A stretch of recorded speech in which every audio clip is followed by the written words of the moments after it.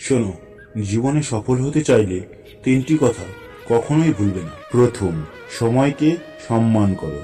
আজ যে সময়টা তুমি নষ্ট করছো, আগামীকাল সেই সময়টাই তোমার স্বপ্ন নষ্ট করবে। টাকা আবার আসতে পারে, কিন্তু হারানো সময় আর কখনোই ফিরে আসবে না। দ্বিতীয়, কথা নয়, কাজই আসল পরিচয়। সবাই বড় বড় কথা বলতে পারে, কিন্তু চুপচাপ কাজ করতে পারে খুব কম মানুষ। নিজেকে প্রমাণ করতে শব্দ নয়, নীরব পরিশ্রমী যথেষ্ট। তৃতীয়, কখনো হাল ছেড়ো না। একটা দিন খারাপ মানেই পুরো জীবন খারাপ না।